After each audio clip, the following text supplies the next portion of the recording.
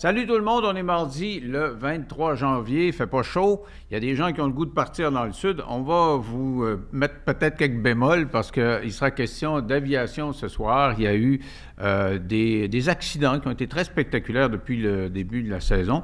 Et on va parler avec Régent Tremblay aussi qui était allé à Dubaï en avion. C'est un voyage de 15-16 heures et il allait assister à un gala de boxe. Il est tombé malade là-bas, mais sérieusement. Il pensait qu'il était en train de se vider de sa vie, littéralement. Et il y a un médecin québécois qui s'appelle Maxime Lamirande qui était avec lui. Il lui a pas sauvé la vie parce qu'il n'était pas sur le point de mourir, mais il lui a facilité la tâche dans sa guérison. Et ce médecin-là va être avec nous parce que Régent a fait une rechute en Floride. Alors, il a été malade de la même bactérie. Il va nous expliquer comment il a soigné Régent, mais surtout comment on devrait soigner notre système de santé, parce que c'est un médecin qui se promène un peu partout à travers le monde. Et il s'est rendu compte que notre système est peut-être moins performant que ce qu'on pense. On l'a peut-être constaté pendant la pandémie quand on nous disait « Hey, ça n'a pas de bon sens, on est débordé beaucoup plus qu'en France parce qu'on avait moins de lits par 100 000 habitants. » Donc, il est assez critique, ce médecin-là. Il sera avec Régent. Nous allons parler de l'expérience de Régent et du système québécois de santé. Et avant toute chose, regardez les images. Ça, c'est arrivé au début janvier à la Japan Airlines qui est impliquée, vous avez vu en bout de piste l'explosion. En fait, il y avait deux avions qui sont entrés en collision. Il y a un avion qui attendait pour décoller, puis l'autre a atterri, puis il y a eu problème de communication, semble-t-il, et vous voyez le feu qui fait rage. Il y a eu des morts, 5 morts, et bon, on est en train d'enquêter là-dessus. Il y a eu 2 autres événements aussi qui laissent pantois les passagers éventuels, parce que je suis à l'aise en avion, mais pas tant que ça, puis probablement que vous êtes comme ça aussi, parce que quand on monte dans un avion, on donne notre vie dans les mains d'un pilote. Alors, il y a, au cours des derniers jours, à Miami, entre autres, un avion cargo, lui aussi, le moteur a explosé, et il y a eu des images aussi qui nous le montrent en feu. Il a atterri, il a réussi à atterrir. Et il y a cette autre tragédie, puis j'appelle ça une tragédie, même s'il n'y a pas de mort, parce que quand tu es dans l'avion, là, on va dire, tu as les fesses serrées assez solides. C'est un avion de l'Alaska Airlines qui a ouvert. C'est déchiré. Il y a un morceau de mur qui a été emporté par le vent ou par je ne sais pas trop quoi. On en parlera au cours des prochaines minutes. Et là, les passagers, vous voyez comment ils vivent ça. Ils sont à l'intérieur de l'avion et ils se demandent ce qui se passe.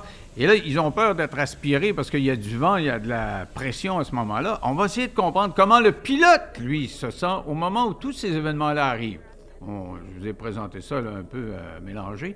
Mais comment le pilote, lui, qui est aux commandes, va conditionner sa façon de faire, parce qu'ils ont été formés pour ça, donc ils sont supposés avoir les réflexes, mais il y a l'être humain derrière, c'est bien beau, de dire, bon, ben, je lis le protocole, c'est ça qu'il faut que je fasse, puis piton, mais lui aussi a un cœur et un cerveau, puis il peut avoir peur. Avec moi, quelqu'un qui a piloté pendant 35 ans, il est à la retraite, et il va nous décrire un peu ses sentiments quand il se trouvait dans les airs.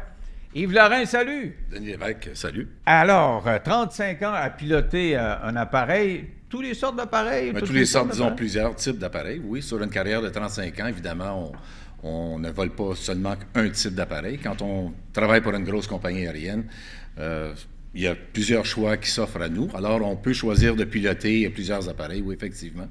Et dans mon cas, chez la compagnie pour qui je travaillais, j'ai volé 5 types d'appareils. Et est-ce qu'il y en a qu'on aime plus que d'autres? Bien, évidemment, c'est évident qu'il y a certains appareils qui vont être plus performants, plus agréables à voler. En ayant été là pendant 35 ans, j'ai commencé sur le 727, Boeing 727, qui est quand même un appareil qui ne vole presque plus. Et j'ai terminé ma carrière sur un Airbus 330 qui est nouvelle technologie, qui est quand même très, très, très performant. Alors, c'est évident que plus on a de la technologie, plus on a de l'aide, plus on a de la facilité de piloter l'appareil, alors plus c'est agréable. Alors, si vous voulez, on va décortiquer les vols dont il a été question dans l'intro, là. Prenons le premier, Alaska Airlines. Ouais. Il y a un morceau d'avion qui est vraiment aspiré. Techniquement, qu'est-ce qui s'est passé? C'est une porte qui n'était pas utilisée Et puis, cette porte-là est sécurisée. C'est-à-dire, pourquoi cette porte-là n'était pas utilisée? Parce que ce Boeing-là, c'est un modèle neuf qui est configuré pour aller jusqu'à 220 passagers, je crois. Là, je vous dis des chiffres sans les avoir étudiés par cœur. Et Alaskan Airlines utilisait seulement que 178 ou 179 passagers. Donc, cette porte-là n'était pas utilisée, n'était pas nécessaire pour en cas d'urgence, c'est-à-dire que si on fait un atterrissage d'urgence et on doit évacuer tout le monde, si on a 220 passagers, ça nous prend tant de portes. Ça nous prend tant de portes pour évacuer dans un temps minimal. Si on a moins de passagers, on a besoin de moins de portes. Alors là, cet avion-là avait seulement que 178 sièges. Alors, ces deux portes-là, une de chaque côté, n'étaient pas nécessaires. Alors, ce qu'on fait, c'est qu'on les remplace par, excusez l'expression, une fausse porte ou une plug plutôt, là, et qui est sécurisée là. Et that's it, on n'utilise pas ces portes-là. Ils sont recouverts. Le passager ne sait pas. On ne les voit pas. On pense que c'est une fenêtre, mais en réalité, c'est une porte avec une petite fenêtre. Alors, on va décortiquer un petit peu la relation, justement, entre le pilote, la pilote en l'occurrence, c'est deux femmes qui se parlent, une contrôleur aérien et la pilote de ce vol-là. On fera ça avec l'autre vol. Et là, on va davantage comprendre votre rôle à vous, comment vous vous sentez à ce moment-là. Alors, si on peut enfiler, Éric, les images. Approach Alaska 1282, emergency aircraft now leveling 12,000 and a left turn heading 340. Alaska 1282, foreign approach, good afternoon. You still have information, Zulu? Yeah, we do have information, Zulu. We'd like to get lower. C'est un vol qui décolle normalement. Le décollage se fait bien. Les autorisations sont pour aller initialement, je crois, jusqu'à 23 000 pieds. Et puis, il survient un problème. Elle dit, on est en train de dépressuriser. Ça veut dire quoi, ça? Qu'est-ce qui se passe à ce moment-là? Bon, il y a trois types de problèmes de pressurisation là, qui sont en cause là-dedans. Le premier type, c'est-à-dire si vous décollez avec votre avion et l'avion ne pressurise pas, c'est assez évident. Ça, c'est parce qu'il y a un problème majeur avec le système de pressurisation où il y a eu quelque chose, l'avion ne pressurise pas. J'ai jamais connu ça, mais ça, c'est évident tout de suite, vous le savez.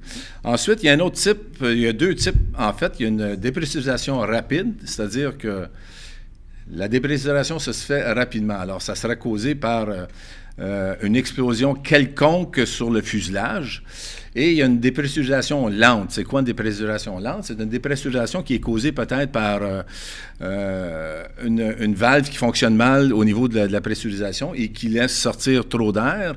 C'est un problème qui est facilement détectable et qui n'est pas tout à fait la même procédure. Mais une dépressurisation rapide, ça le dit, le mot est rapide, c'est instantané. En dedans de 5 secondes... Est-ce que la pilote, elle le sait? Oui, on le sait absolument. Dans la façon de piloter, elle a senti quelque chose marche plus. Oui, absolument. La porte est vraiment... c'est évident, c'est évident. Écoutez, c'est évident. En dedans de 5 secondes, vous savez exactement quel type de problème de pressurisation que vous avez. Dans ce cas-ci, c'est une dépressurisation rapide. Alors, automatiquement, ce que le pilote a fait, le commandant va voir qu'il y a un problème majeur. Le bruit est omniprésent et il va tout simplement mettre son avion en palier. Ça veut dire quoi? C'est qu'on va cesser de monter. Et puis, on va mettre, si l'autopilote est déjà engagé, s'il n'est pas, on va engager l'autopilote. Et puis, le commandant va partir une drill. Ce qu'on appelle, on identifie le problème. Alors, c'est Rapid Depressurization. C'est une dépressurisation rapide. Alors, si vous voulez, on va l'entendre un peu. Et moi, je vais écouter le ton. Écoutez le ton, puis on vous traduira après si vous ne parlez pas anglais. Mais vous compreniez que le pilote, là, la madame, il faut qu'elle soit vissée à quelque part dans sa procédure. Elle n'est pas en train de paniquer. Là. Écoutez bien, là, je pense qu'on est rendu au moment où on a annoncé qu'il y avait dépressurisation. We are emergency. We are depressurized. We do need to return back to. We have 177 passengers. Fuel is 18.8. Our fuel is 18,900 pounds, and we have 177 passengers on board. Class 1282, Roger. And do you need time to burn off some fuel before you land? Negative. Class 1282, so you're ready for the approach now? Is 28 left okay? OK. We need about 10 minutes for Alaska 1282. Alors, elle demande avez-vous besoin de brûler de l'essence? Ça veut dire Ouais. que... ça veut dire, allez-vous... pensez-vous que vous allez cracher, ça? Ça veut Non, dire c'est quand pas, on demande à... oui, c'est pas nécessairement ça là, que le contrôleur aérien va lui poser des questions. Initialement, lorsque le problème arrive, le commandant va initier la procédure d'urgence. Le commandant va sûrement dire « I have control ». Ça veut dire quoi, ça? Je prends les contrôles de l'appareil. Ou le commandant peut donner les contrôles de l'appareil au premier officier en lui transmettant « You have control ». Dans ce cas-ci, on n'a pas cette communication-là parce que c'est une communication interne dans le poste de pilotage. On démarre une procédure d'urgence suite à un événement majeur. Alors là, le commandant va faire la checklist, c'est-à-dire que si c'est un problème de pressurisation, comme le cas, on va mettre nos masques à oxygène. Quand on peut entendre la dame parler, on l'entend respirer à travers un masque à oxygène. La première chose qu'on fait, c'est qu'on met un masque à oxygène. Pourquoi? Parce qu'on est à l'air ambiant et puis on ne veut pas perdre connaissance au contrôle de l'appareil. Et les passagers, eux, aussi ont enfilé leur masque. Là. Étant donné, oui, les masques tombent tout seuls. Quand la cabine dépasse 14 000 pieds, les masques pour les passagers vont descendre automatiquement. Ça doit être paniquant. Ben, un trou, il n'y a c'est- plus de porte, puis ça te tombe dans la face. Oh là là. ça tombe. Mais ce sont des événements qui sont normaux dans le sens de l'urgence qui est en cours. La chose que je veux que vous compreniez, c'est que le commandant a appelé une checklist. On commence à faire la checklist et là, on a tous les deux nos masques à oxygène. La procédure dit, le commandant va dire à son premier officier, j'ai mon oxygène. OK, Le je premier suis capable de officier, respirer, là. on est les deux, on est sécuritaire, on a de l'air. Bon, maintenant, on vient de s'apercevoir qu'on a une rapid depressurization. La cabine est à 0, ça veut dire que l'air ambiant et l'air extérieur est la même. On n'a plus de pressurisation. Maintenant, on va devoir descendre. Alors, le commandant va prendre en situation ce qui se passe et va dire, OK, est-ce qu'on fait une descente d'urgence? C'est la prochaine chose qui va se passer dans le poste de pilotage. Et comment il décide ça? Vous me parlez de checklist. Il regarde, OK, il va regarder, c'est ça. Dans la checklist, il va Checklist, regarder. ça apparaît. Ça Est-ce apparaît que normalement. c'est sur un papier maintenant? Non, c'est plus là-dessus, un papier. là. Maintenant, ça apparaît sur un écran entre les deux pilotes, au centre de l'appareil. Chaque action doit être faite et une fois qu'on fait l'action, la ligne disparaît. Ah, OK. On Alors, dit, bon, on doit. c'était le piton. Puis Exactement. OK. Alors, il y a des actions qui sont faites, mais et le commandant, lui, mène le bal, c'est-à-dire qui active les checklists. Dans ce cas-ci, il y a une décision à prendre. Est-ce qu'on descend rapidement ou on descend d'une façon moins rapide? On n'est pas à 35 000 pieds, on est à 16 000 pieds. On n'a pas besoin de faire une descente d'urgence rapide parce qu'à 16 000 pieds, vous et moi, on peut respirer encore très longtemps. Maintenant, on sait qu'on a un problème structurel. Alors, est-ce que la porte est partie? Il y a une très bonne idée que la porte est partie. Et la question que moi je me serais posée, là, je suis assis, passager, l'avion va-tu craquer d'ailleurs? Non, absolument pas. Non. Absolument pas. Non, Mais c'est pas ça. donc les pilotes n'ont pas envisagé non, ça. Une fois qu'elle est partie à la porte, il n'y a pas d'autres morceaux qui risquent de partir. Non, on ne le sait pas encore, mais on a une bonne idée parce que l'avion se vole normalement. OK. C'est-à-dire Oui, c'est là que vous le voyez. Là. Le commandant vole, l'autopilote vole l'avion, les contrôles, le pilote vole et il voit qu'il est capable de garder le plein contrôle de l'appareil. Et dans ce cas-ci, il y avait plein contrôle de l'appareil. Alors, c'est pas comme si l'avion tourne sur le dos, c'est une autre histoire, mais c'est pas le cas. L'avion est très, très bien contrôlable. Alors, on sait qu'on n'a pas de problème majeur suite à la porte qui a parti, qui aurait peut-être pu accrocher le gouvernail arrière, qui aurait pu faire des dommages. On n'a pas parce que tout le reste fonctionne bien, façon de parler, et on a le contrôle de l'appareil. Maintenant, on a un gros trou. Faut descendre. Étant donné que c'est structurel, est-ce qu'on va descendre rapidement? Non. On va descendre à une vitesse quand même qui permet aux gens de respirer normalement.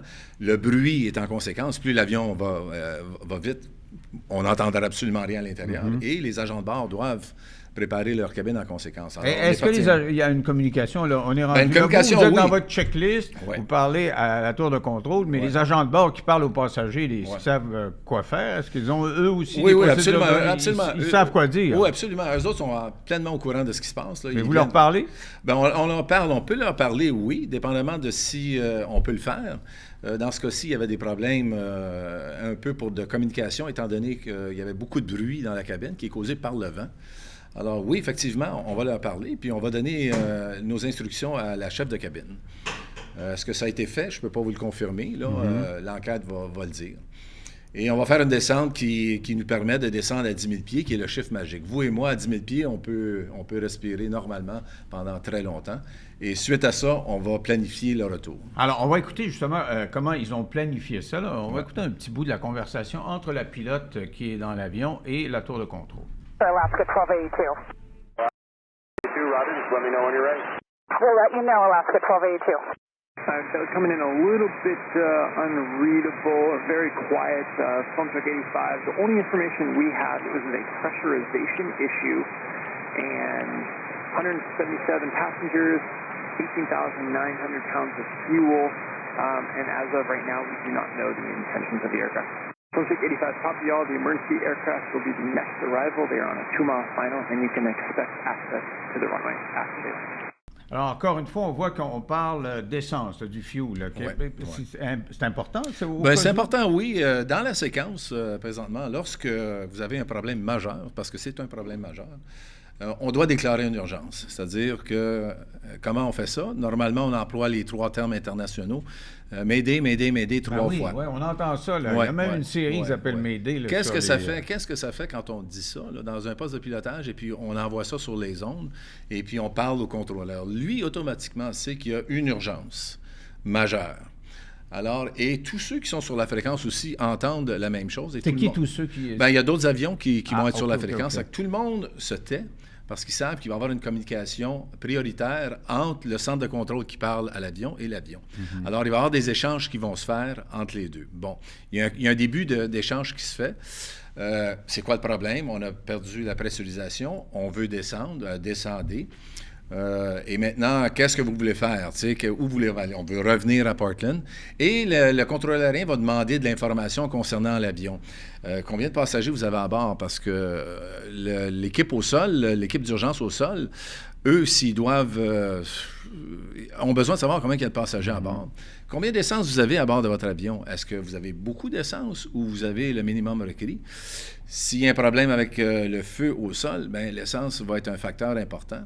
Alors, on doit transmettre ça. On doit transmettre aussi si on transporte du matériel dangereux qu'on appelle, qui est permis de transporter certains produits à bord de l'avion qui ne sont pas dangereux pour l'avion, mais on les appelle quand même les fameux hazmat.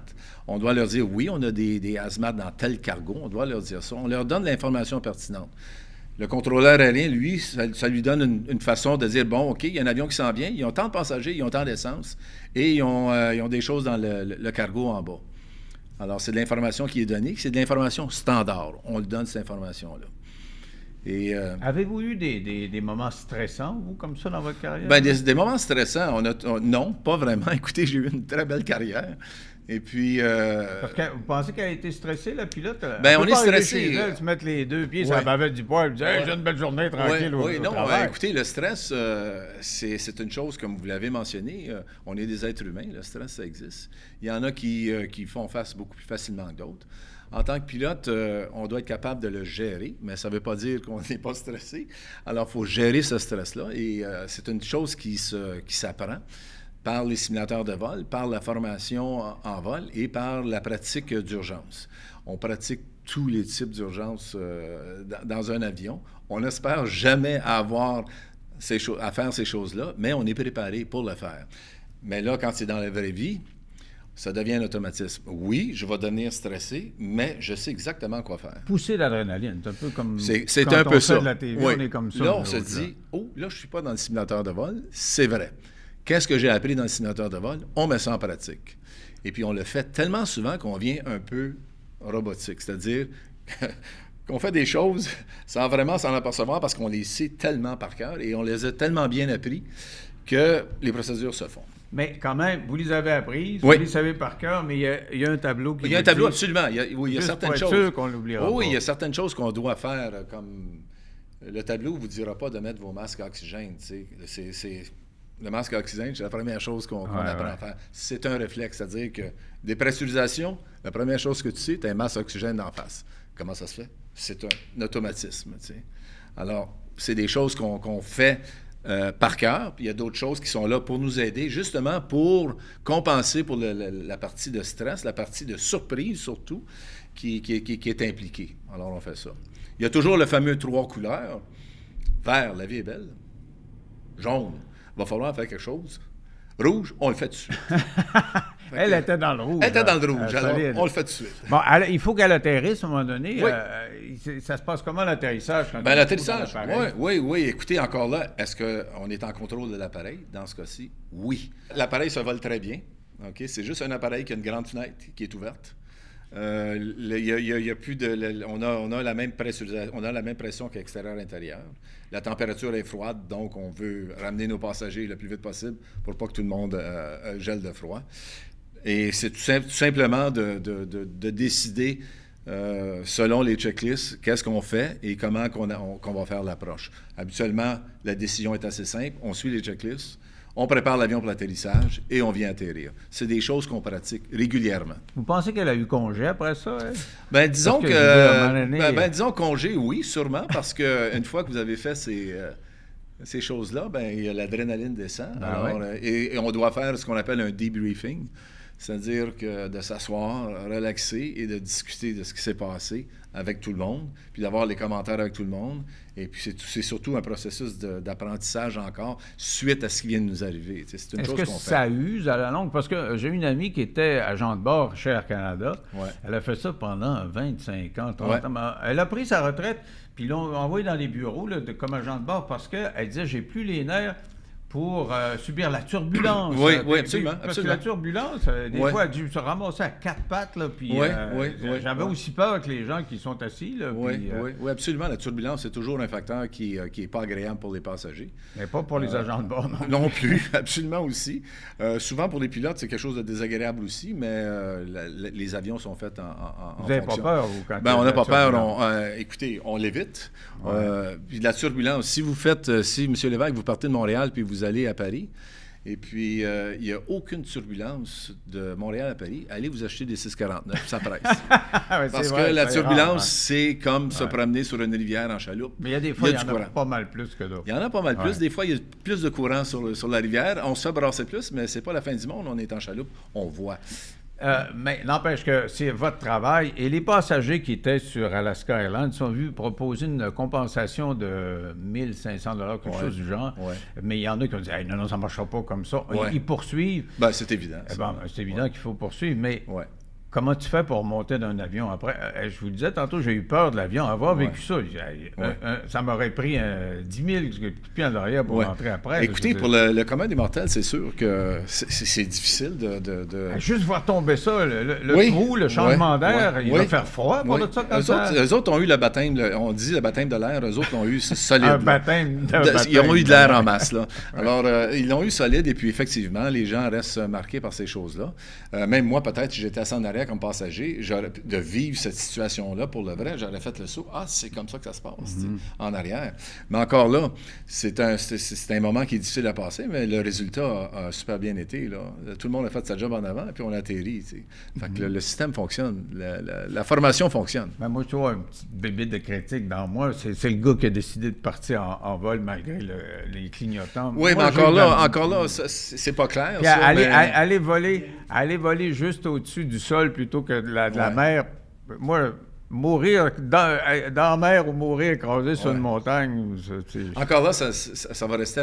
L'enquête va déterminer exactement. Je sais, vous patinez là-dessus. Non, mais je patine pas, mais j'essaie de vous rassurer avec ça que moi, je partirais pas si ça fait pas mon affaire. Puis tous mes collègues sont pareils. Il y a un autre cas aussi spectaculaire. Je pense qu'on a des images où ça se passe à Miami. C'est un avion cargo, donc il n'y a pas de passagers comme tel. Mais pour le pilote, ça induit une bonne dose d'adrénaline dont on parlait tantôt. C'est-à-dire que on le voit là. Un moteur explose, ça prend feu. Il doit ramener le véhicule à son endroit de départ. Alors, comment ça se passe? Oui. C'est assez spectaculaire, cette séquence-là. Puis encore une fois, on peut voir que les procédures fonctionnent à merveille. On va l'écouter. Ils ont fait un bel job, les gars. OK, on va l'écouter s'expliquer à la tour de contrôle, puis vous m'expliquez après coup, vous, comment ça se passe. Oui, absolument. Flight 2995 Heavy, 1700 climb 5. Sky 95 Heavy, my mid departure. Good evening, radar contact if you need it. Speed is your discretion. Climb and maintain 16,000. 16,000, Giant 095.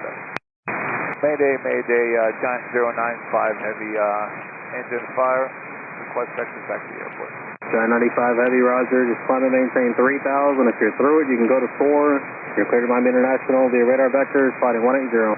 180, Giant 095. Sky 95 Heavy, advise how many souls on board and fuel on board. You can expect the yellow runway 9. Do you need time to burn fuel, or are you guys going to be good going? No, we'll go ahead and land. We have 5 souls on board, and we have about 5 hours of fuel on board. Okay, how many souls did you say? 5, sir. Roger. Sky 95 Heavy, turn right, heading 240, and I did miss it. How much pounds and time for the fuel? We have 53 tons on board and heading 240, John 095 Heavy. And do you have a time for it as well? About 5 hours. Cet accident-là, c'est peut-être bizarre de dire ça, mais c'est presque une session de simulateur que tous les pilotes pratiquent. Parce que le gars était vraiment bon. Il a été excellent. Ouais. Et puis, c'est ces choses-là qu'on pratique dans le simulateur de vol. C'est identique. C'est-à-dire qu'au décollage, l'avion a quand même 53 tonnes de fuel sur un 747. C'est un 4 moteurs. Après le décollage, un feu moteur. Bon, c'est un scénario que les pilotes pratiquent régulièrement. Alors, on peut voir que les pilotes sont très à l'aise parce qu'ils ont fait exactement ce qu'ils ont appris dans le simulateur de vol. La procédure a été très bien suivie. On a le Mayday, il en manque un, mais c'est pas grave. Mayday, c'est 3 fois, mais il y en a 2. L'ATC, c'est exactement ce qui se passe. Le monsieur a un problème, et puis, bon. Et les procédures se suivent. Alors, le commandant a dû dire, bon, I have control ou you have control. Le commandant décide qui va voler l'avion et qui va lire la checklist. Dans ce cas-ci, on ne le sait pas, mais ça a été donné et le commandant va partir le bal. Checklist, engine fire, number 2. Alors, le premier officier ou le commandant, dépendamment de qui va lire la checklist, procède avec le checklist. Alors, la première chose qu'on va faire, c'est que, on a eu une lumière rouge qui s'est allumée parce que c'est un feu. Et puis, les procédures vont apparaître. Je vous fais ça un petit peu. Le moteur à ce moment-là? On éteint le moteur. Oui, les procédures, on arrête le feu. Alors, les procédures vont apparaître. Et puis, on va tout simplement fermer le moteur jusqu'à aller à faire fonctionner les instincteurs pour éteindre ce feu-là. Alors, ça, c'est ce qui se passe dans le cockpit. Premièrement, on contrôle l'avion. C'est un 4 moteurs. Il y en a un qui monte. Ça va assez bien. Dans le cas d'un 2 moteurs, il en reste juste un. Alors, la procédure est un petit peu plus sensible dans le sens que la pression va monter sur les pilotes. Mais dans ce cas-ci, un 4 moteurs, un moteur, je ne veux pas dire que c'est plus facile, mais on voit que l'avion est sous contrôle, tout va bien, la procédure se suit et c'est enclenché, ça va bien, on monte et là, on décide de ce qu'on fait. On n'a pas le temps exact où le pilote ne transmet pas l'information que le feu est éteint, ça, on ne l'entend pas, ça. Mais ils ont réussi à éteindre le feu, ça, c'est sûr. Ils sont revenus, puis ils ont fait une procédure plus rapide pour revenir atterrir. Et puis, les procédures se suivent. Les images sont spectaculaires. Spectaculaires lorsque ça arrive. Mais les checklists embarquent et on suit tout simplement le protocole des checklists. Et ça a été bien fait. On voit aussi que le premier officier ou le commandant qui parle, je ne le sais pas encore, la voix très reposée, très calme, tout est sous contrôle. Alors, on a calmé la situation, c'est sous contrôle, ça va bien, on suit nos checklists, puis on prend des décisions. Est-ce que ça va être un atterrissage en surpoids parce qu'on vient juste de décoller, on a beaucoup d'essence? Non. Qu'est-ce qu'on fait exactement? Les deux discutent et puis on va donner un briefage sur l'approche qu'on va faire. Est-ce que tu es d'accord avec ça? Oui, on fait une approche un peu plus serrée. On va rentrer, d'un coup que le feu reprendrait, on ne veut pas ça. Alors, ils décident de revenir. Alors, ça s'est fait très, très bien, d'une façon spectaculaire aussi. Avez-vous des cours de pose de voix?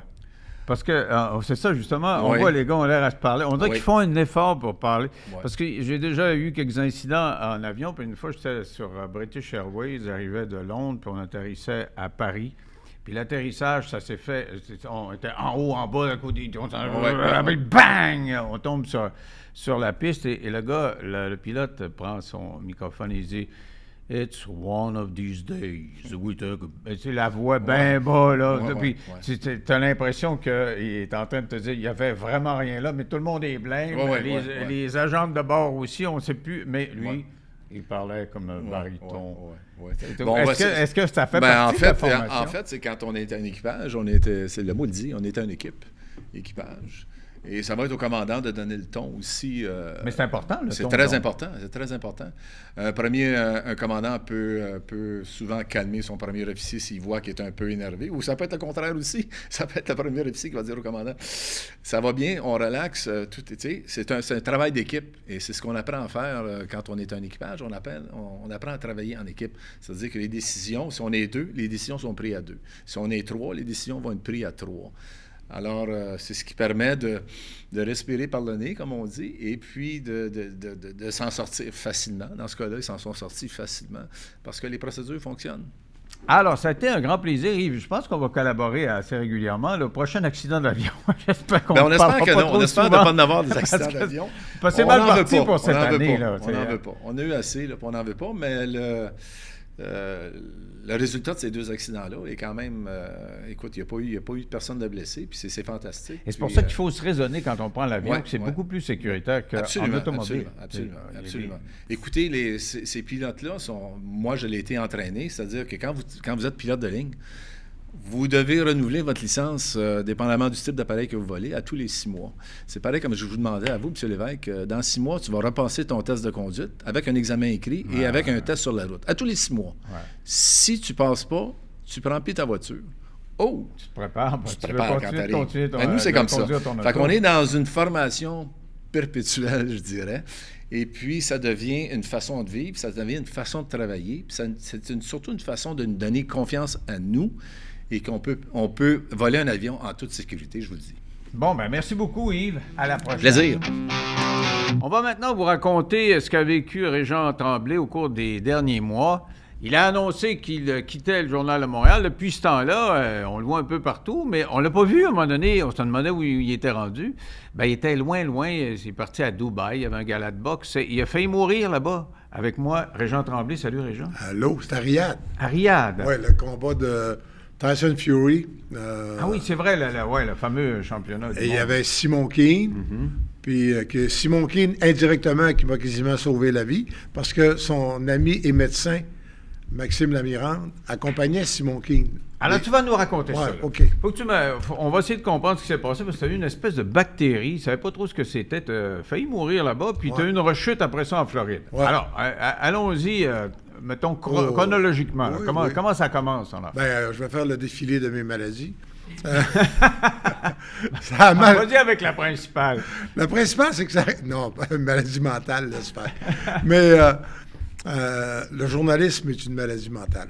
Donc, ça a commencé... J'ai fait le voyage à Riyad. Donc, Montréal, Francfort. J'ai pas bu. J'aime pas boire dans les avions, puis j'aime pas ça. Puis, donc, et rendu à Francfort... Pendant 4 heures, j'ai parlé avec Makhmoudov, le gros géant qui est un musulman. J'en ai appris plus sur Allah puis Mahomet que dans toute ma vie. Et c'était tellement fascinant que j'ai pas bu. Puis dans le vol de 5h20 pour Riyad, Francfort-Riyad, j'ai pas bu non plus. T'as pas bu une seule goutte de quoi que ce soit? Du tout, pas d'eau, rien. Ouais. Rendu à Riyad, tu sais, on est arrivé vers 6h30, 7h, puis là, on est allé souper, puis ça n'a pas donné. Je ne sais pas comment ça se fait. J'ai pas pris un jus, pas pris une diète. Rien. Puis là, quand je suis allé me coucher vers 9h30, dans la nuit, j'ai commencé à me réveiller, là, mais je grelottais comme... Je peux pas dire comment est-ce que j'ai grelotté. Je voulais appeler pour essayer de donner une nouvelle. Je n'étais pas capable d'avoir les touches sur le téléphone. C'est la fièvre ou? C'est sans doute la fièvre. Et puis là, j'ai réussi à me lever pour m'habiller. C'est tout ce que j'avais. T'en vas à Riyad, dans le désert, t'amènes pas de la laine. Ouais. Fait que j'ai mis des t-shirts, puis des... Je voyage toujours très chic, évidemment. J'avais 3 sweatpants pour la semaine. Ça doit être beau à voir. Oui, c'était très joli. Et... Là, c'est drôle, j'ai eu l'instinct, c'est comme si j'étais déshydraté, parce que j'ai vu des coureurs de marathon ou des coureurs de 10 000 mètres qui, à un moment donné, ils viennent sur le bord ils sont obligés d'arrêter puis ils se mettent à trembler avec des mouvements désordonnés. Tu as dû voir ça aussi. Ah ouais. Et là, mais je suis resté couché. J'étais pas capable. Puis quand je me levais pour aller aux toilettes, mettons, c'était assez embêtant, mais je me rendais pas aux toilettes. C'était pas capable de stopper ça. Ah, ouais. Alors non. Mais là, tu urinais quoi si tu n'avais pas bu? Ben là, mais j'ai commencé à boire vers 3 heures du matin. Okay. Vers 3 heures du matin. J'ai essayé de boire un peu. Puis là, j'ai dormi. Je n'étais pas capable de me lever. Et à un moment donné, j'ai appelé Julie. Ça allait que c'était assez incohérent, mettons. Puis j'ai dit, je peux pas te parler, j'ai la COVID. Ma réaction... Et ta blonde s'est inquiétée tout de suite parce qu'elle a dit, il ne sait pas ce qu'il va. Ben, elle a appelé Virginie Assali de Eye of the Tiger, puis qui, elle, a parlé au médecin. Fait que là, mais où je pense que Julie a capoté, puis j'ai fait une chronique. Il était 3 heures de l'après-midi à Riyad, donc il était 8 heures du matin à Montréal. Mm-hmm. J'ai fait une chronique, mais ça a l'air que c'était... je me souviens pas ce que j'ai dit. C'était tellement sans queue ni tête qu'ils l'ont même enlevé. Ils ont tout enlevé. Et là, ils sont rentrés dans la chambre. Le docteur est arrivé dans la chambre avec Virginie, je pense. Mais, tu sais, ouais, ça va, je vais descendre. Mais je n'étais pas capable. Puis là, vers 5h, 5h30, j'ai descendu finalement. J'ai dit, il faut que j'aille prendre une bouchée. Puis Julie appelait, va manger, va prendre une bouchée. J'ai descendu en bas. Puis là, Maxime, le docteur Lamirande, il m'a regardé, puis j'étais encore debout. Je n'étais pas assis, même pas. Je venais d'arriver. Il me regarde, puis il dit, Régent, il dit, à ton âge, là, une infection urinaire, et je pense que c'est ça que t'as. On rit pas avec ça. Là, ça peut vraiment déraper dangereusement. Puis il dit, si on fait pas quelque chose, là, dans une couple d'heures, tu vas rentrer à l'urgence pour la semaine, tu trouveras pas ça drôle. Ah ouais? Ouais. Fait que là, j'ai dit, ouais, mais si tu veux que je fasse, je t'arriade. Puis honnêtement, j'étais tout croche. Donc, tu es allé dans une clinique privée là-bas? Ouais, on est arrivé à 9 h. 5 minutes de taxi. Et ça, je me rappelle très bien, il était 9 h. Puis ça a pris... Je me suis assis parce que j'avais de la misère à me tenir debout. C'est Virginie qui est allée régler ça avec la carte de crédit. Puis je ne sais pas comment ça s'est passé. Je vais te décrire ce que moi j'ai vu, ce que j'ai vécu. Vers 9h10, je rentrais dans le bureau du médecin, à peu près 45 ans, qui avait passé 7 ans à Cincinnati. Fait que là, tout de suite, j'ai dit, hey, vous devez connaître les Bengals puis les Reds. Oui, puis il dit Pete Rose, Joe Morgan. Il a commencé à me parler des anciens des Reds. Probablement tu vis à Cincinnati, tout le monde te parle de Joe Morgan puis de Johnny Bench. Mais moi, ça m'a tellement rassuré. Là, ça se déboule après ça. J'ai pissé dans une petite éprouvette, là, prise de sang. Puis après ça, ils m'ont passé une échographie des 4 organes principaux. De même, là. Tu niaises pas 12 heures à l'urgence. Parce que ce dont on va parler au cours des prochaines minutes, c'est justement, tu as constaté... Comment c'est efficace. La différence entre le système québécois puis ailleurs. Parce que tu as fait une rechute. Bon, tu as réussi à t'en sortir à cause du docteur Lamirande, à qui on parlera tantôt. Mais tu reviens en Floride, puis tu fais une autre rechute. Là, ils m'ont donné 3 jours de suite des injections d'antibiotiques, plus une médication.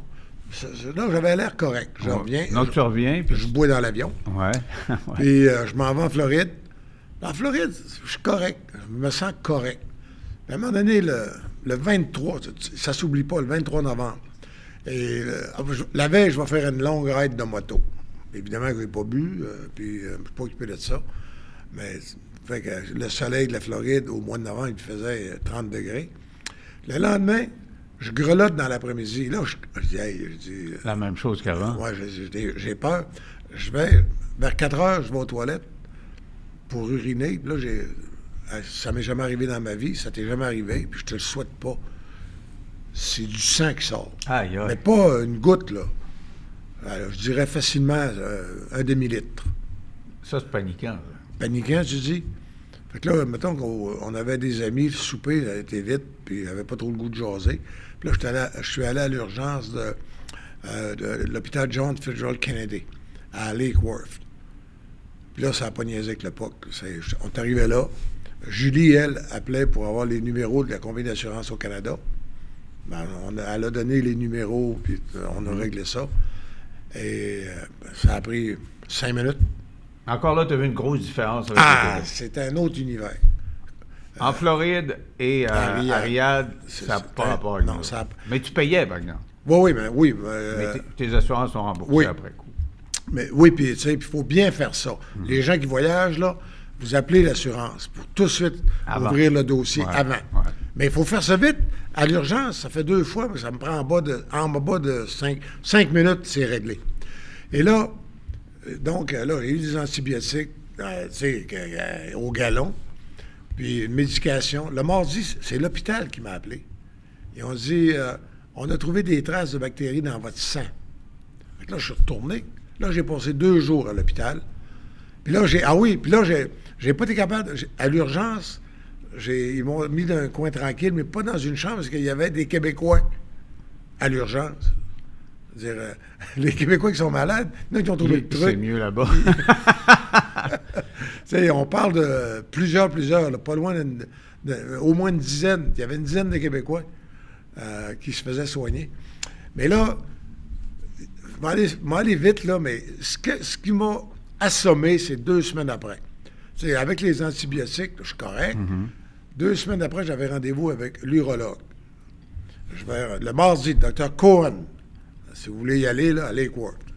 Dr. Cohen, je vais là, 36 ans, il est sharp, il me regarde, analyse d'urine, 15 minutes après les résultats, etc., la prise de sang, tout.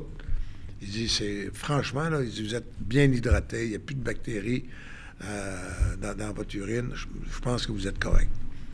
Puis, je pars.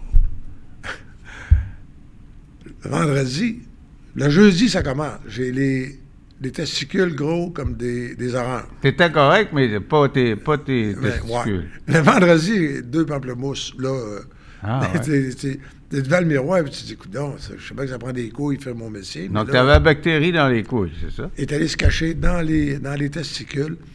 Et faire une histoire, docteur Lamirande va t'expliquer. Le nom, c'est une épi quelque chose. Là. Je suis pas capable de le retenir. Mais ce qui est fou, là, il est 8h40, je sors de BPM Sport. Puis j'étais à 8h22, je sors de là à 8h32. Je m'assois, puis je me fais convaincre par madame que, hey, faites quoi, ça n'a pas de bon sens. J'appelle le bureau. C'est un monsieur qui répond. Fait que là, il me dit, j'y raconte, j'ai vu le docteur mardi, mais j'ai un problème là, de testicules. Fait que, il me dit, parfait. Il regarde ça, 10h40. On est tellement habitués au Québec, quel mois? Ah ouais. Toi, tu pensais pas qu'il allait te voir dans l'heure. 2 heures après. Ouais. Non, il dit ce matin. Fait que là, je suis allé. Puis effectivement, ils ont passé d'autres tests. Puis là, c'est la fameuse maladie qui commence par épi, que le docteur Lamirande va te dire. Et là, le problème, c'est que ça, c'est 28 jours d'antibiotiques. Puis là, t'es-tu correct? Là? Oui. Là, t'as plus Chaque matin, j'examine. Bon, alors là, tu nous as raconté. Ce que tu veux mettre en lumière, c'est l'espèce de contraste absolument spectaculaire entre ce que tu as vécu à Riyad et aux États-Unis. Et non, je dirais que j'ai eu le même service dans les deux ça, pays. Je te dis, mais comparé à nous autres. OK, on va faire une pause là, pour les abonnés. On sera de retour après la pause. Pour les non-abonnés, vous pouvez toujours aller vous abonner. Si vous le faites, vous avez plus de services. Mais en plus de ça, vous nous donnez un coup de main à créer une espèce de modèle alternatif qu'on travaille à développer. Alors, allez pitonner sur Denis Lévesque 9 millions et vous pourrez vous inscrire. Et au retour de la pause, on va parler au docteur en question, Maxime Lamirande.